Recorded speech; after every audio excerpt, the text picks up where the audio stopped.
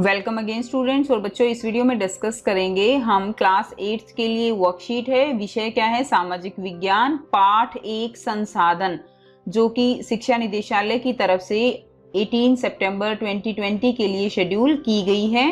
और ये वर्कशीट 2 है, ठीक है, जो कि प्राकृतिक संसाधन के बारे में है। लास्ट वर्कशीट में भी बच्चों हमने प्राकृतिक संसाधन के बारे में पढ़ा था। वर्कशीट 1 में हमने जाना था कि वैसे सभी चीजें जिनकी कुछ उपयोगिता अथवा प्रयोज्यता होती है वे क्या कहलाते हैं? संसाधन कहलाते हैं। इस उपयोगिता का कोई आर्थिक मूल्य हो ये आवश्यक नहीं है। हमने पढ़ा था कि जरूरी नहीं है कि हर एक संसाधन का कोई आर्थिक मूल्य हो। जैसे एक मनोरम भूदृश्य का कोई आर्थिक महत्व नहीं है, लेकिन वहीं धातुओं या जीवाश्म ईंधन का आर्थिक मूल्य होता है। लेकिन जो मनोरम भूदृश्य है ये भी हमारा एक संसाधन है, और जो धातुएं या जीवाश्म ईंधन है वो भी हमारा क्या है? एक संसाधन है। अब प्रश्न यह उठता है कि क्या सभी संसाधन जो हमने पिछली वर्कशीट में वर्गीकृत किए थे वो एक ही जैसे स्रोत से प्राप्त होते हैं या अलग अलग स्रोत से प्राप्त होते हैं? आइए एक गतिविधि करते हैं इसके बारे में। यहाँ कुछ पदार्थों के नाम दिए गए हैं, जैसे मिट्टी, खिलौना, वाहन, जंगल, पुल, रेल, खनिज, पर्वत, सड़क, इमारतें, कोयला, फर्नीचर, पेट्रोलियम, प्राकृतिक गैस, सूर्य का प्रकाश, वायु आदि। तो और भी इसमें आप बहुत कुछ जोड़ सकते हो। अब देखिए, अब क्या आप इन्हें या अन्य पदार्थ जो आपके परिवेश में उपलब्ध हैं उनको उत्पत्ति के आधार पर दो समूहों में वर्गीकृत कर सकते हैं? एक उदाहरण आपके लिए दिया जा रहा है। तो बच्चों, जो आपको ये सारे एग्जाम्पल दिए गए हैं उनको आपको वर्गीकृत करना है। कैसे वर्गीकृत करना है? तो देखिए, उदाहरण देकर यहाँ पर बताया जा रहा है प्रकृति से प्राप्त होने वाले। तो जैसे मिट्टी है, वो मिट्टी हमें प्रकृति से प्राप्त होती है, तो यहाँ पर लिख दिया। अब खिलौना है तो वो कहाँ से प्राप्त होता है? हमें ये मानव द्वारा बनाए जाने वाला है। खिलौना हमें प्रकृति से प्राप्त नहीं होता, इसलिए यहाँ पर क्या लिख दिया हमने? खिलौना। अब देखिए, वाहन है, वाहन जो है वो मानव के द्वारा बनाए गए हैं, इसलिए वाहन जो है हम यहाँ लिखेंगे। देखिए, जंगल, जंगल जो है वो प्रकृति से हमें मिले हैं, तो हम जंगल को प्रकृति से प्राप्त होने वाले में लिखेंगे। उसके बाद देखिए पुल, पुल जो है वो मानव निर्मित है, तो यहाँ लिखेंगे। उसके बाद रेल, रेल भी मानव निर्मित है, तो हम उसको यहाँ लिखेंगे। उसके बाद देखिए खनिज, खनिज हमें जैसे लोहा है, उसके अलावा तांबा, ये सभी हमें किससे मिले हैं? कहाँ से मिले हैं? प्रकृति से मिले हैं, तो खनिज यहाँ पर लिखेंगे। पर्वत, पर्वत भी हमें प्रकृति ने दिए हैं, तो ये भी हम यहाँ पर लिखेंगे। सड़क, सड़क मानव निर्मित है, तो यहाँ पर लिख देंगे। उसके बाद देखिए बच्चों, इमारतें, इमारतें भी कैसी हैं? मानव निर्मित हैं, तो हम यहाँ लिखेंगे इमारतें। कोयला, आप भी साथ साथ लिखिए कि आप कहाँ लिख सकते हैं कोयला। आप पहले खुद कोशिश कीजिए, उसके बाद वीडियो की हेल्प लीजिए। उसके बाद देखिए फर्नीचर, फर्नीचर तो मानव द्वारा बनाया गया है। लकड़ी तो हमें चलो प्रकृति से मिलती है, लेकिन फर्नीचर हमें कहाँ से मिलेगा? फर्नीचर तो हमें मानव निर्मित जो है मानव से मिलेगा। उसके बाद देखिए पेट्रोलियम, पेट्रोलियम भी बच्चों प्रकृति से मिलता है, उसी से फिर पेट्रोल, डीजल, ये सारे जो उत्पाद हैं वो अलग किए जाते हैं। उसके बाद देखिए प्राकृतिक गैस, प्राकृतिक गैस भी प्रकृति से मिली है, ठीक है, प्राकृतिक गैस, ओके, प्राकृतिक गैस।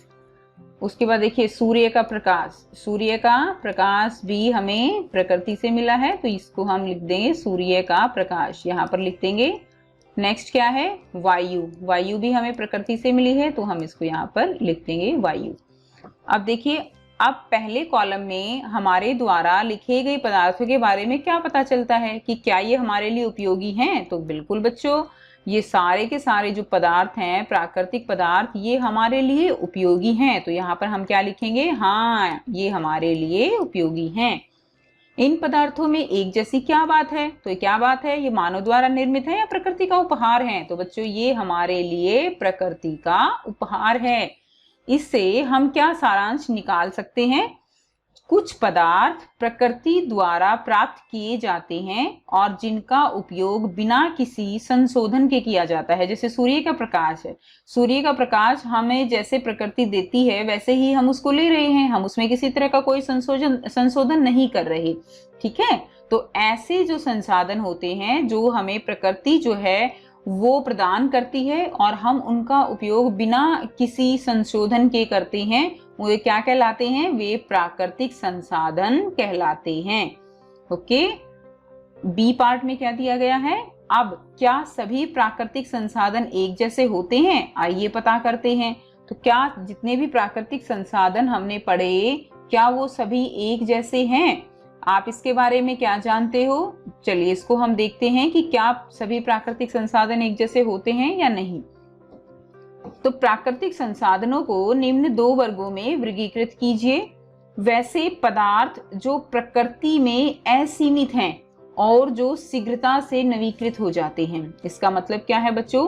कि ऐसे पदार्थ जो प्रकृति में बहुत अधिक मात्रा में हैं और जो आसानी से उनको हम नवीकृत यानी एक तरह से नया उत्पन्न कर सकते हैं, तो वो क्या है? वो हमारे नवीकृत प्राकृतिक संसाधन है या नवीकरणीय प्राकृतिक संसाधन है। ठीक है, तो यहाँ पर हम एग्जाम्पल और ले लेते हैं। जैसे देखिए मिट्टी, वन, तो ये क्या है? ये असीमित है और ये शीघ्रता से नवीकृत किए जा सकते हैं। उसके अलावा और भी एग्जाम्पल बच्चों आप दे सकते हो, जैसे वायु है।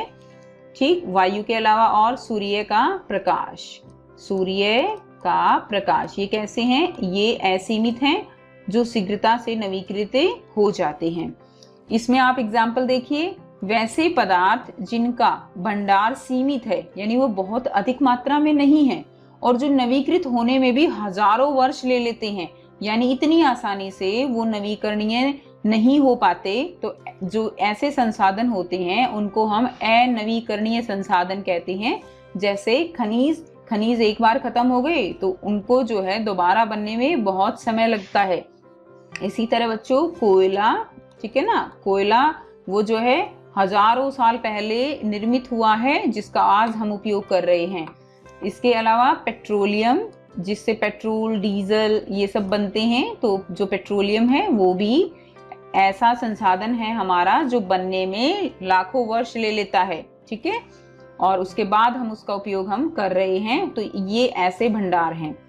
अब इन दोनों उदाहरणों का एग्जाम्पलों का जो है, अब इन दोनों का अवलोकन करते हुए हम कह सकते हैं कि कुछ प्राकृतिक संसाधन जो प्रकृति में असीमित मात्रा में उपलब्ध हैं और शीघ्रता से नवीकृत हो जाते हैं, तो क्या कहलाते हैं? नवीकरणीय संसाधन कहलाते हैं।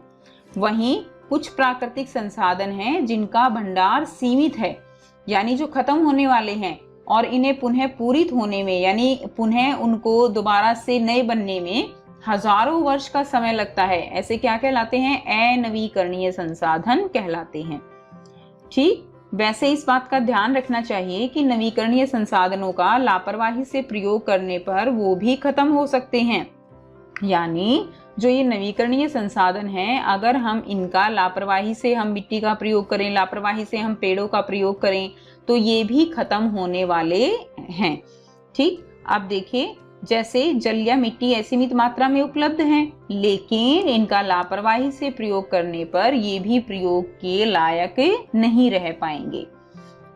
अब यहाँ पर बच्चों कुछ क्वेश्चन दिए गए हैं। तो फर्स्ट क्वेश्चन है आपका, प्राकृतिक संसाधन क्या होते हैं? कुछ उदाहरण लिखिए। तो आपको प्राकृतिक संसाधन क्या होते हैं उसका जो है आपको परिभाषा लिखनी है, तो यहाँ से आप परिभाषा लिखेंगे। ये देखिए, कुछ पदार्थ प्रकृति द्वारा प्राप्त किए जाते हैं और जिनका उपयोग बिना किसी संशोधन के किया जाता है, क्या कहलाते हैं? प्राकृतिक संसाधन। तो आप इसको लिख देंगे यहाँ पे, प्राकृतिक संसाधन कहलाते हैं। ठीक है, अब इसमें आप बच्चों एग्जाम्पल आसानी से दे सकते हो प्राकृतिक संसाधन में। जैसे अब यहाँ पर हम इसके साथ ही लिख रहे हैं, जैसे जल। ठीक है, और क्या एग्जाम्पल ले सकते हैं हम? प्रकृति द्वारा वायु, सूर्य का प्रकाश, ये एग्जाम्पल आप यहाँ पे लिखेंगे। सूर्य का प्रकाश, ठीक है, सूर्य का प्रकाश लिखेंगे। उसके बाद नेक्स्ट देखिए क्वेश्चन नंबर 2। क्वेश्चन नंबर 2 क्या है? नवीकरणीय एवं अनवीकरणीय संसाधनों के बीच उदाहरण सहित अंतर स्पष्ट कीजिए।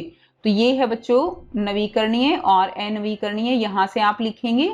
और इसमें अभी हमने ऊपर एग्जाम्पल लिखे थे, तो आप यहाँ पर उदाहरण भी लिख सकते हैं नवीकरणीय, जैसे कि क्या होगा, वायु आप यहाँ पे लिख दीजिए उदाहरण वायु, और अनवीकरणीय जैसे क्या लिखेंगे यहाँ पर, कोयला। ठीक है, यहाँ पर आप लिखिए कोयला।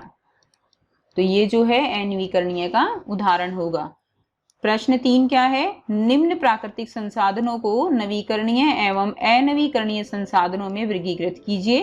तो देखिए, जो नवीकरणीय और अनवीकरणीय कौन से होंगे, तो नवीकरणीय जो हैं उनको हम ऐसे ब्लू पेन से जो है सर्कल करेंगे, और जो अनवीकरणीय संसाधन है उनको हम केवल अंडरलाइन करके दिखाएंगे आपको ऐसे। ठीक है, अब देखिए जैसे कोयला है, कोयला नवीकरणीय है या अनवीकरणीय है, कोयला आपका अनवीकरणीय है, तो इसको हमने अंडरलाइन कर दिया।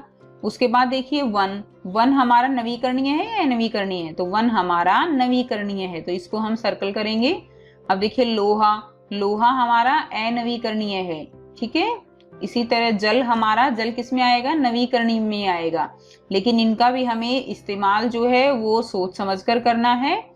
उसके बाद देखिए सूर्य का प्रकाश, सूर्य का प्रकाश हमारा कैसा है, नवीकरणीय है, तो इसको हम सर्कल कर रहे हैं। आप जो है ऐसे भी लिख सकते हैं, एक तरफ नवीकरणीय लिख दीजिएगा, ऐसे लाइन लगा के यहाँ पे नवीकरणीय लिखिए, यहाँ पे अनवीकरणीय लिखिए, नवीकरणीय जो है वो यहाँ पर लिखिए, अनवीकरणीय इसके नीचे लिख दीजिए। उसके बाद देखिए पेट्रोल, पेट्रोल कैसा है, अनवीकरणीय है। उसके बाद वायु, वायु कैसा है, नवीकरणीय है। ओके, तो इस तरह से बच्चों आप इनको लिख सकते हो। अब देखिए प्रश्न 4 क्या है, मीठे पानी के स्रोतों के खत्म होने के बाद पृथ्वी पर जीवन विषय पर एक काल्पनिक कहानी आपको लिखनी है। तो मीठे पानी के स्रोत जो है, यानी जो पानी पीने लायक है, वैसे तो पानी बहुत है पृथ्वी पे, लेकिन जो पीने के लायक पानी है वो कम है। तो मीठे पानी के स्रोतों के खत्म होने के बाद पृथ्वी पर जीवन विषय पर एक काल्पनिक कहानी आपको लिखनी है। तो बच्चों आप अपने आप से एक काल्पनिक कहानी बनाकर लिख सकते हो कि पीने का जो पानी है वो कितना जरूरी है, और अगर वो खत्म हो जाए तो उसका हमारे जीवन पर क्या असर पड़ेगा, उसके बारे में एक कहानी आपको लिखनी है। तो मैं आपको एक एग्जांपल दे रही हूँ कि आप किस तरह से इस कहानी को लिख सकते हो। देखिए बच्चों, आप कुछ इस तरह से लिख सकते हैं, एक रात मैं गहरी नींद में सो रहा था। तो आप जो है सो रहा था या रही थी, कुछ भी इसको जो है चेंज करके लिख सकते हैं। एक रात मैं गहरी नींद में सो रहा था कि मुझे एक सपना आया, जैसे कि मैं भविष्य की ओर जा रहा हूँ, आज से 50 साल आगे, यानी 2070 में। जैसे ही सुबह मैं अपना मुंह धोने के लिए गया तो देखा कि नल में पानी नहीं है। फिर मैंने मटका देखा, उसमें भी पानी नहीं था। अब मुझे प्यास भी लग रही थी और मेरा गला भी सूख चुका था। तो तभी बाहर से कुछ जो है शोर जो है वो सुनाई पड़ा। जैसे ही मैंने बाहर देखा तो लोग मर रहे थे पानी के बिना, पेड़ पौधे भी सूख चुके थे, त्राही त्राही मची हुई थी। मैं ये सब दृश्य देखकर डर गया और एकदम से मेरी आंख खुल गई और मैं पसीने से भीगा हुआ था। तब मुझे एहसास हुआ कि अगर सच में मीठा पानी खत्म हो गया तो क्या होगा, पृथ्वी से जीवन नष्ट हो जाएगा। तब से मैंने प्रण लिया कि मैं कभी पानी को बर्बाद नहीं करूंगा। तो बच्चों कुछ इस तरह से आप एक काल्पनिक जो कहानी है वो लिख सकते हैं। और भी कोई अगर आपके दिमाग में है कहानी तो आप अपनी बनाकर भी लिख सकते हैं। सो आई होप स्टूडेंट्स आपको ये वर्कशीट बेटा क्लियर है। फिर भी अगर कोई प्रॉब्लम है तो आप कमेंट करके पूछ सकते हो। वीडियो अच्छी लगती है तो लाइक शेयर कीजिए, चैनल को सब्सक्राइब कीजिए एंड थैंक्स फॉर वॉचिंग।